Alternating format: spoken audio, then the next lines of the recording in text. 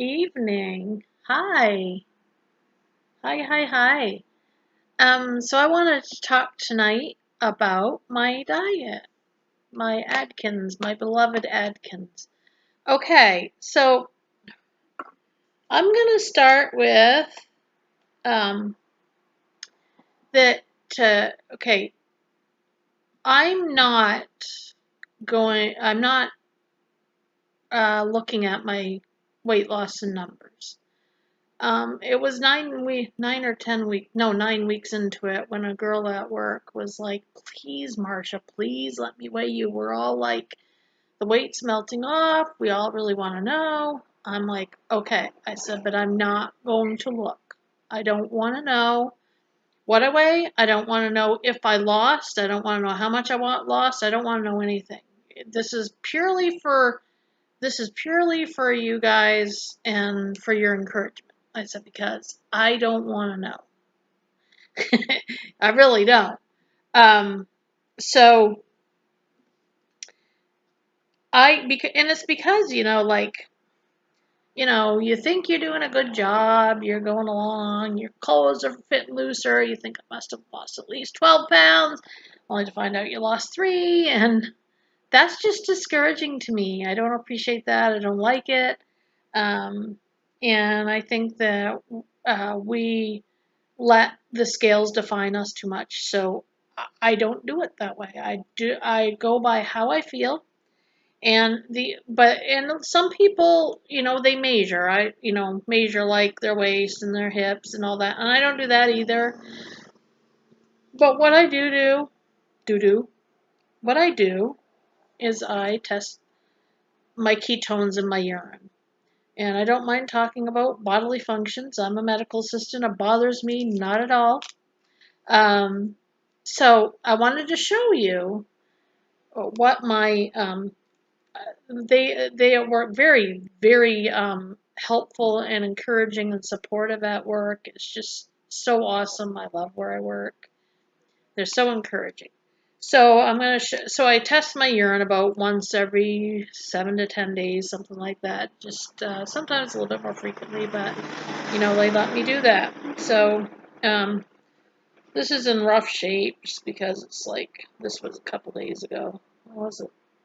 August 22nd is when I dipped my urine last, and I don't know if I can get it to show. Yeah, right here. Okay. So if you look, 3 items down, it says KET, that's ketones, okay? And my ketones are 3 plus, and that's the highest it can be. When I was testing my own urine, I I dipped the dipstick in, and I looked at it, and it was just dark purple, and I'm like, yes. But I still would put it through the machine. I mean, you can test these by eyeballing them. You don't have to put them through the machine, but I did. The wind is blowing it. I mean, my fan. But anyway, so I wanted to show something too. A lot of the keto people that I've interacted with online and like on Facebook and YouTube, they're all saying like, if you have dark purple, it means you're dehydrated and you need to drink more water, and dark is not good. I'd like to point out, if you go to the one right under ketones, it says SG, that's specific gravity. And that right there is what we look at to see if a person is dehydrated. Obviously, doing a metabolic blood panel, testing your electrolytes is going to tell you more. But certainly, and this specific gravity on my urine is normal. So I wasn't dehydrated. I actually drank a lot that day of fluid and just straight water. And so this right there shows you that you can be dark purple on your ketones and not be dehydrated. And as you can see from this result, my arm is getting tired. this result is a very normal result. If it was somebody else and there was that many ketones and they weren't dieting, you would have been like, what's going on? But like, I don't have glucose spilling over into my urine or anything like that. That's a good urine. So anyway, yes, that's how I gauge my success. Sometimes it can be a lighter purple, and this means, by the way, that you're burning fat for fuel. Instead of your body burning carbohydrates for fuel, my body, it's like one girl at work says, "You're burning fat by sitting there." And I said, "Yes, I am. I am burning fat for fuel. My body is burning fat for fuel instead of glucose for fuel now." So, yes, that's how I gauge it right there. And it seems to work. Um, so, what next? So, I wanted to talk about what I eat. And unfortunately, I'm not very good with breakfast. I never have been because I'm not a morning person. I literally roll out of bed after hitting the snooze a billion times. Um, and rolling, gotta be to work at 8. Well, I gotta be work a little bit before 8, but I give myself, by the time I wake up, a half an hour to get ready, so it's a quick shower, and so on the way out, and the Toro girls aren't gonna like this, but I do eat bacon. Um, so the quickest thing for me, because I'm not a morning person. And the thing is I used to not eat breakfast because I'm not a morning person. So this right here is better than not eating breakfast, but it's certainly not as good as eating a good hearty breakfast, which I would do if I had more time as a morning person. Like girls at work, I mean, they wake up at 4 a.m. and I'm like, my word, you guys, that's the middle of the night. And they laugh at me because, like, it is. If I wake up to go to the bathroom at 4 a.m., I say to myself, yes, I got 3 more hours of sleep left, and I go right back to sleep. So anyway, what I do is I get ready, and then I literally on my way out the door, I'm getting pre-cooked bacon because, like I said, not a morning person. I throw that pre-cooked bacon in the microwave for like 40 seconds, and then I throw it in a sandwich bag, grab a couple of cheese sticks from the fridge, grab a little mini cucumber, and I go down the stairs into my car, and my work is like 2 minutes away. So like that's my morning. I wish I was a morning person. I say to coworkers, I'm like, I wish I could get up and sit with a newspaper and just like, I can't. It might be from the years and years of working the night shift that I just, I'm not a morning person. So that is what I do so I'll take it to work, and because I'm like always running, like getting to work because I just rolled out of bed, put my first patient in, and then I usually have time either after the first or the second patient to sit down and like put something in my body for breakfast. Now, as I said, I didn't do this before, so this is good. Because before I would have waited until lunch. I'm just wish so much I was a morning person, but I'm not. So, and then sometimes what I do for lunch is I might eat the leftover bacon for lunch. Sometimes I do like uh, Angus beef strips because, as I said, this is an Atkins diet. Angus beef strips, sometimes leftover things, sometimes some sausage. I try to stay away from like the processed meats, although sometimes I do use them, but the 1972 Atkins does not recommend processed meats because of the nitrates in it and because they put sugar fillers in it. So I try very hard not to. But So anyway, that's kind of my breakfast and lunch is because I don't have a lot of time to eat, even at lunchtime.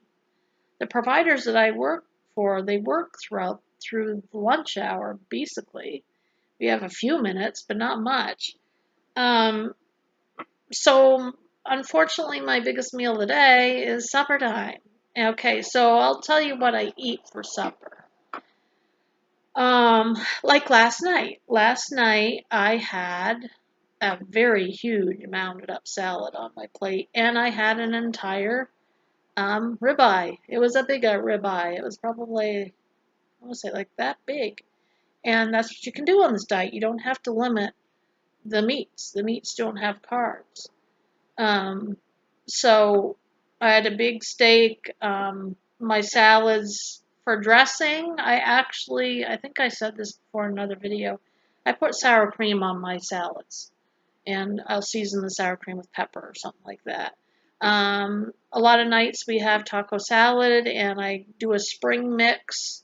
So I don't use chips because, with my taco salad, because chips are carbs. So I usually put a spring mix, a lettuce mix, on the bottom of my plate, and then I put the taco meat on there, and then I used to put avocado on it, and I used to put tomatoes on it, but tomatoes and avocado are they're higher carb, and on my first phase, I'm not supposed to have the higher carb stuff yet. So basically, what I put on the taco salad is I will put green peppers, cucumbers. I'll slice up cucumbers, cheese, sour cream. Really, that's it that I put on there. Other things that I have is I have chicken. I make a lot of casseroles that have chicken, broccoli, cauliflower mixed, together. I'm totally, unfortunately, limited because I don't like meat or seafood, shellfish, none of it. Don't like it. And I try it every once in a while, but I have not liked it since I was a child. Um, my parents would, my entire family likes fish, and my parents would you know, you have to finish your meal, and I'd hide the seafood in my cheeks, and then I'd ask to go to the bathroom. I'd spit it. I couldn't even swallow it.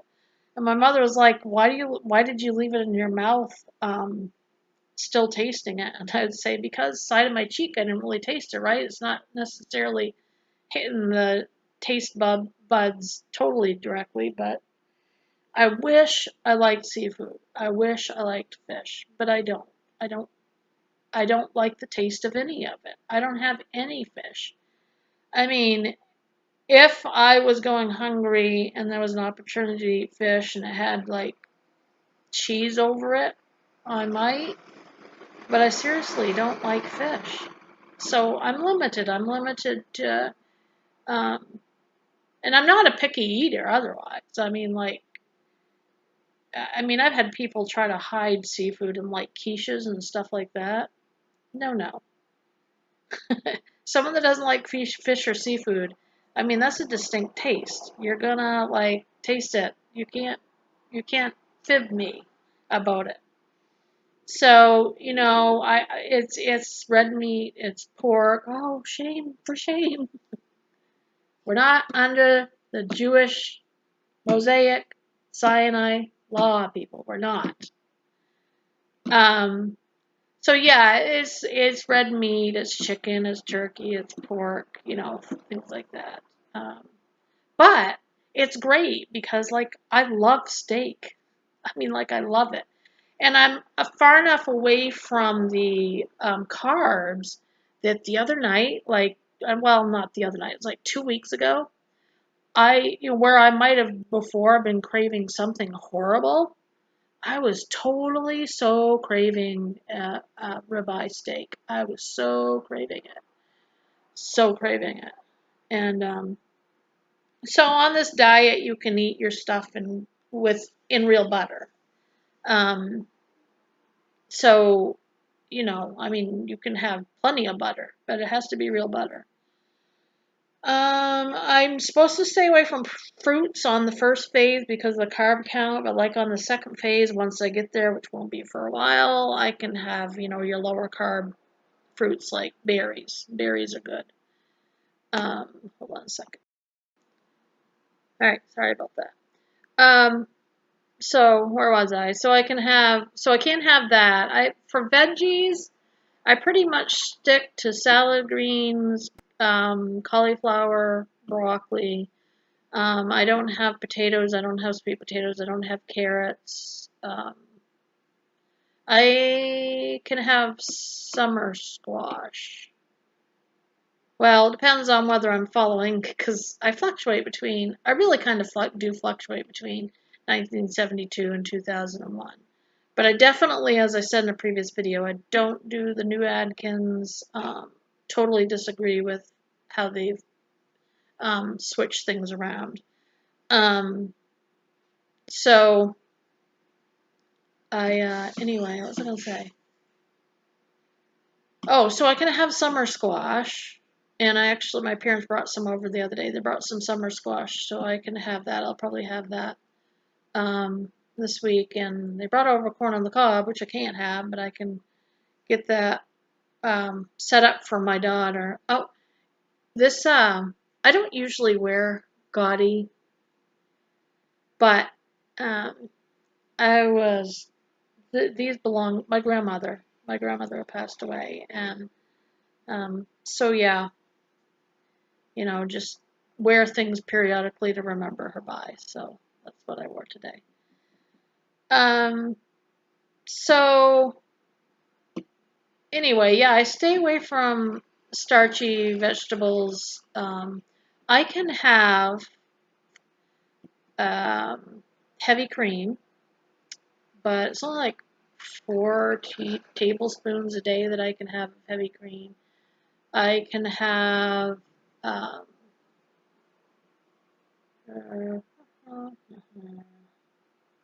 was it heavy cream? Oh, and I have like 4 to 5 ounces of cheese a day. But most of my diet, really, it's the meat. It's the poultry, it's the red meat, and it's the pork. Because, like I said, I would vary my diet more if I could, but I don't like fish or seafood at all. And I'll try it every once in a while, and I can't. But I mean, literally everything else under the sun I like.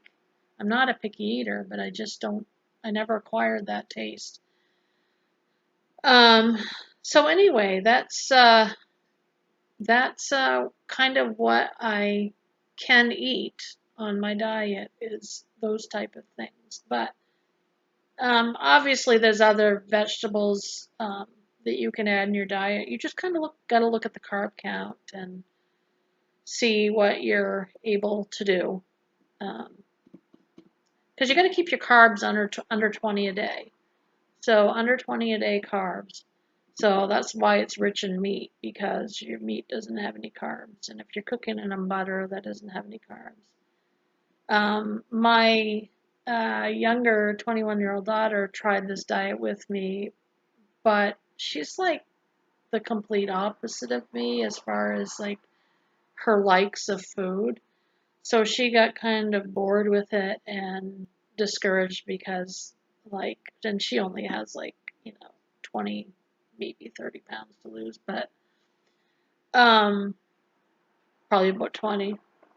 So anyway, she's been researching, and maybe anyone has any suggestions, but she has decided to do the Mediterranean diet, and the thing is, that's what she likes. She loves her fruit and her vegetables.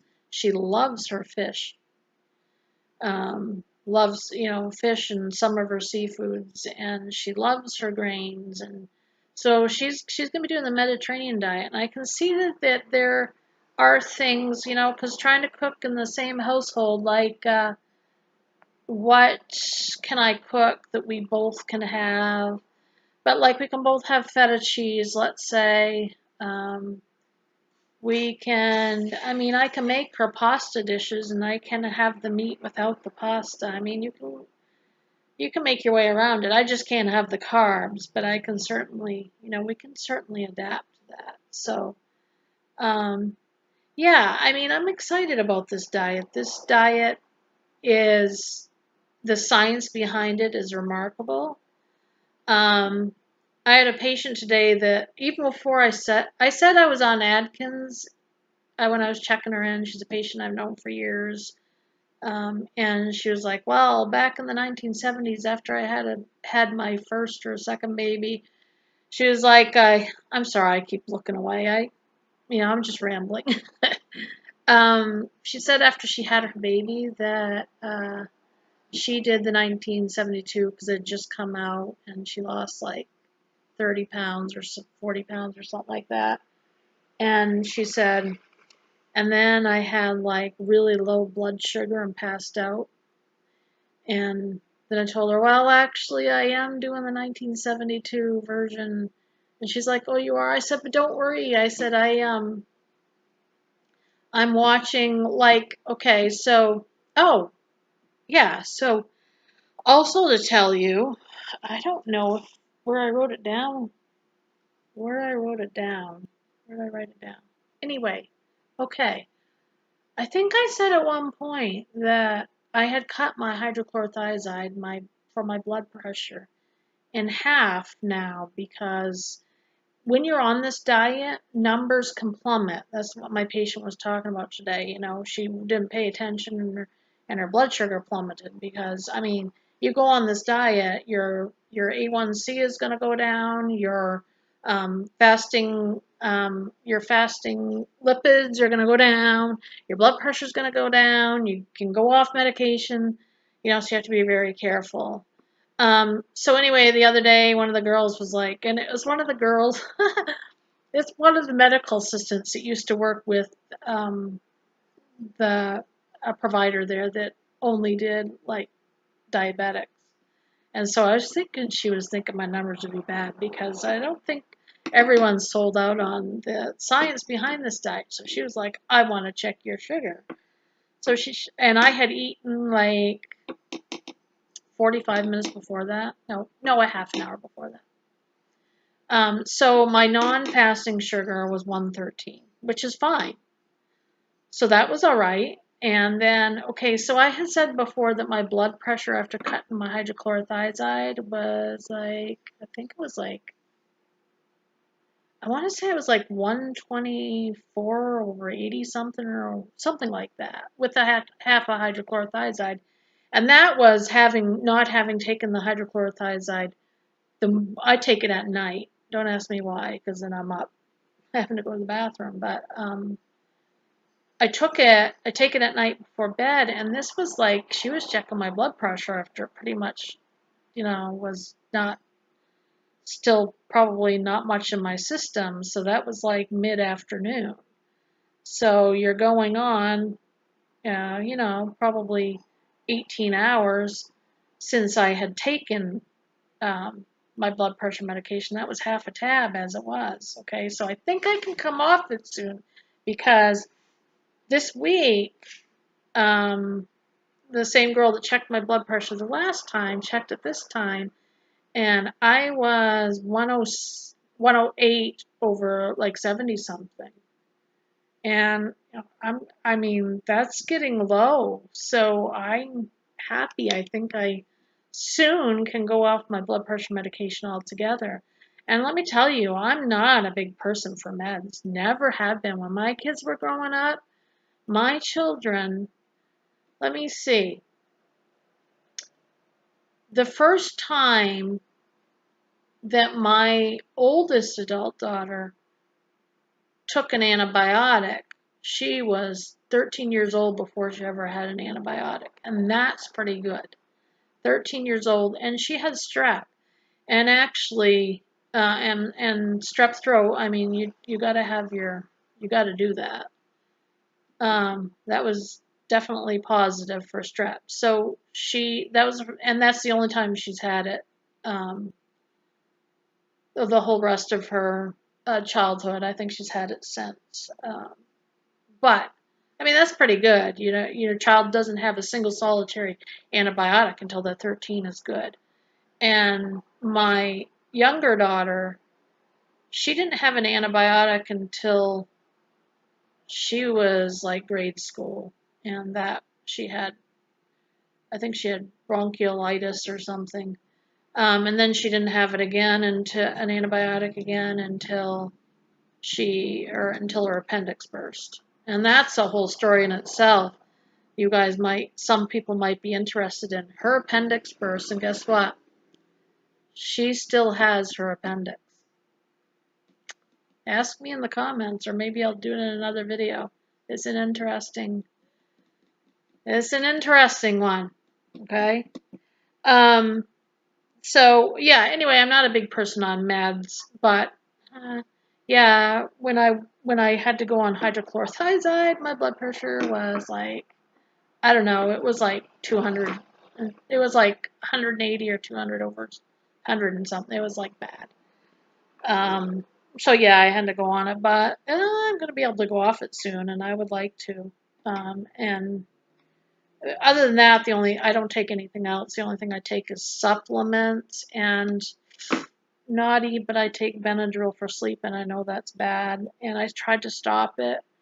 See, I'm having trouble sleeping since menopause, and yes, I have gone into menopause. And so if anyone has any ideas, I've tried melatonin and that, like, but I mean it's bad. It's bad sleep. If I didn't take something, I would not function because I toss and turn all night long. So but I have tried recently to not take anything, and I haven't done too bad, but I'm just afraid because I mean I have to stay awake and lively for work. It's very hard. So yeah, my non-fasting finger stick blood sugar was 113. That was after eating, and my blood pressure is dropping, so I have to be careful of that. But I'm still, for the last probably 2 or 3 weeks, well, probably 3 weeks now, maybe longer. I don't know. But I've been taking only a half a tab of my hydrochlorothiazide, and I might, start taking it like every other day or something. I don't know. We'll see. So yeah, that's what's going on with my Atkins is, that's kind of the food I eat. It kind of probably sounds boring to some, but I love red meat. I absolutely love it. It's delicious, and I don't feel deprived. I eat these great big huge salads. I love putting chicken on my salad. I put a lot of it on there. I don't have to take the skins off of anything because you're supposed to eat fat on this diet. So anyway, fun stuff. What else is going on in my life? I just found this today in some of the stuff that I got from my grandmother. She had these pictures, and I was like, oh my word, I gotta show you guys. I've got to show you. Let's see. Okay. Because I don't have all those pictures, and through my divorce, there was some that I don't have. So, look at my girl. This is my Erica. This is my Erica Ryan. My little redhead. That one right there. That was her first day of, that is first day of preschool. Yeah, that was the first day of preschool. Sweetie. And right there. She was a little one there. And then, oh, my other daughter, Amber, she had the blackest eyes when she was born. So dark, and her complexion was so beautiful. She was just so cute. Look, I mean, who couldn't love this is Amber. Amber Morgan. Isn't she just a doll? Look at her. She is a doll. I was so thankful to find these. Now, someone I worked with, boy, she's 21, so that was a while ago, and I can't even remember who made this. It's a little dusty. But look, little basket. I carried her around in that basket for a little while until she got too big. But look at the little thing.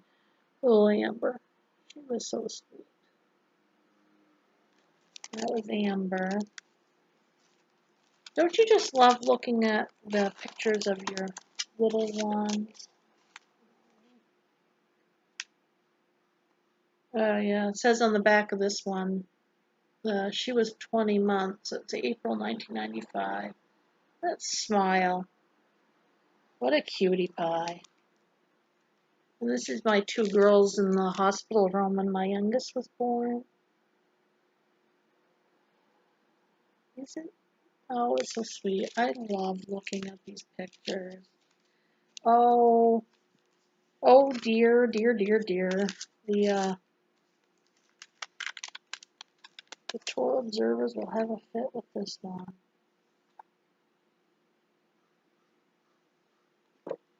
That's my youngest standing in front of the tree when she was little.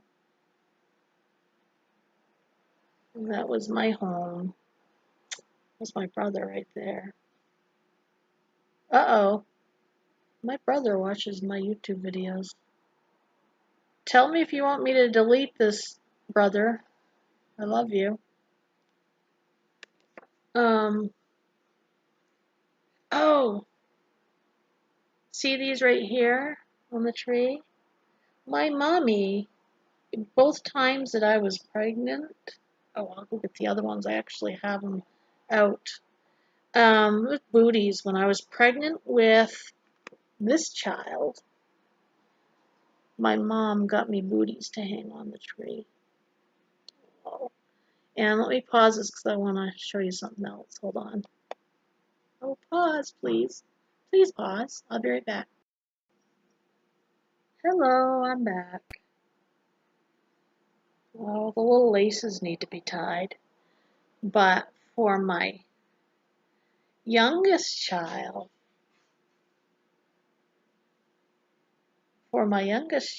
my mother bought, these are ceramic to hang on the tree. And my parents bought this when I was pregnant with my youngest, Amber, to hang on the tree. And Amber was born on February 13th, so I was very pregnant when I hung these on the tree. So that's a tradition we have every year in our pagan household, is to talk about my little girls and how it felt to be pregnant with them. And yeah, I'm trying to tie the laces on this. I just, I was thinking the other night, I'm like, I hope the Lord gives us a glimpse of our little ones again. I miss that. So I can't tie it. But anyway, I wanted to show you one more thing. Hold on. Alright, I'm back again. I don't know, I'm going through a thing. Something, like, I so loved being a mother. So loved it. So loved it. Here's my little Amber. She's such a sweet girl.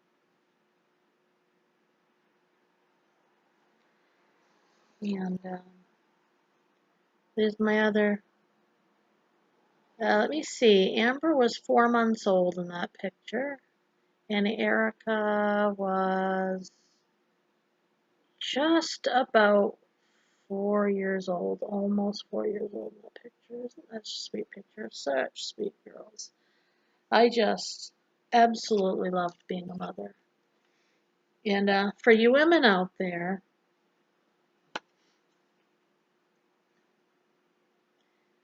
I breastfed that older one until she was 3. And the younger one, she was 3.5 when she weaned. It was such a sweet, sweet, sweet time.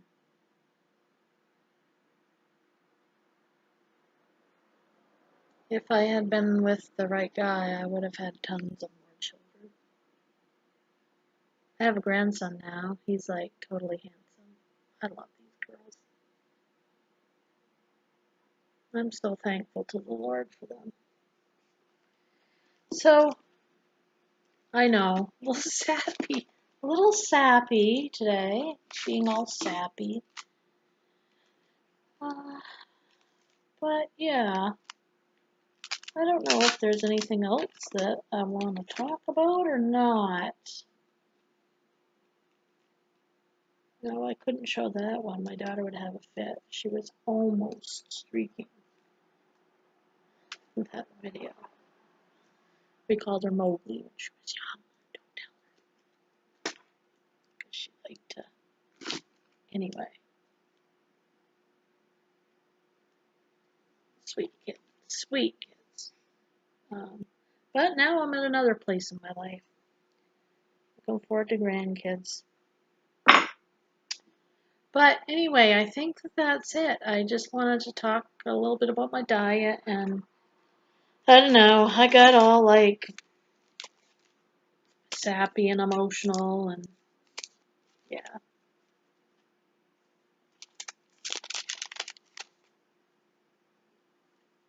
She the cutest though. She the cutest. Someone called her once the American flag because of her red hair, her white skin, and her blue eyes. Erica, the American flag. So, yeah, that's a little glimpse in my life today.